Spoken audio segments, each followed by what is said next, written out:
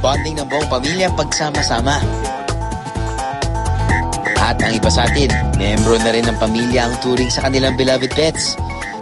Kasama ang mga ito sa kasayahan at kaguluhan. Si Milet, mas marami pa nga ang alagang pets na kasama sa bahay kaysa sa mga tao.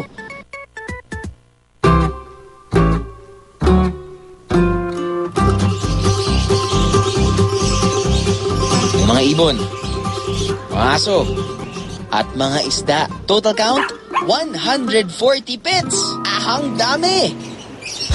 Tita Milet, bakit birds yung first love ninyo? Parang nainggit ka sa ibon, ang laya-laya nila every Oo, time. kakalipad anywhere. Oo, tapos they could stay wherever they wanna stay up there. So, doon ako para na-trigger na magkaroon ka ng ibon ng bata pa. Birds daw ang unang nagustuhang hayop ni Milet. Makukulay na African lovebirds at budgies ang inaalagaan ni Milet. 50 pairs lahat ang mga ito na. Dati raw ay halos umabot sa 1,000 pairs ang kanyang inaalagaan. Pero kinailangan niyang bawasan ng mga to dahil sa kanyang sakit. Paano po nakatulong itong mga birds na alaga ninyo sa mabilis na paggaling po ninyo? Actually, nung nagpapatingin ako, may cancer ako, sabi ng doktor ko, tanggalin ko lahat ng ibon. Para mabilis ang paggaling ko. Tinanggal ko yung doktor, minentain ko yung ibon. Pinili yung ibon kasi sa doktor. Well, yeah, I changed my doctor. Kasi I cannot live without the birds. From the birdies to the doggies. Ba't po kayo napunta sa pag-aalaga ng dogs? Wala kaming anak, first of all. So, sila baby namin. Yes. At saka we are glorifying the Lord every time na meron kaming newborn.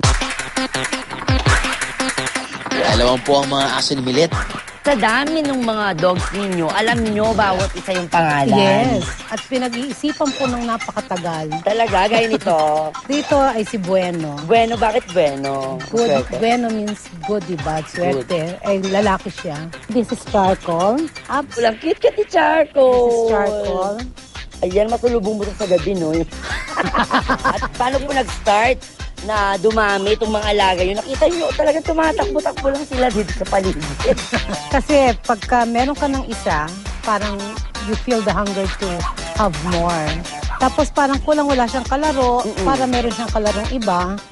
Puro small dog breeds gaya ng Shih Tzu, Chihuahua, at Yorkshire Terrier ang mga alaga ni Milet. Ubos ang isang buong araw ni Milet sa pag-groom ng mga aso. At dahil sa katerba ang mga to, ang veterinarian na nga ang pumupunta sa kanila. Kung aso po ako, anong breed po ako, ma'am? Tingnan niyo. Kasi ang dami niyo ng aso. Para kang poodle. Poodle? Poodle. May poodle po kayo? Wala. Wala. Pwede ka na. From air to land, to water. Nadagdagan pa ang mga alaga ni Milet sa 20 kois na regalo ng kanyang asawa. Ano naman po kaibahan ng ibibigay nitong mga isda sa inyo kumpara dun sa mga dogs na kakausap niyo sila? Sa fish kasi contained sila sa isang area na makikita mo silang gumagalaw. So yung movement nila is so maganda na parang very relaxing. Tingnan mo lang sila. Na-appreciate mo lang yung kulay. The colors. Ito pong mga alaga ni isda, may mga pangalan. Si Tancho, si Platy. May pangalan talaga. Ano sa po dyan? Meron. Tapos si Kohaku. Kohaku. Si Kohaku yung yellow and orange ko.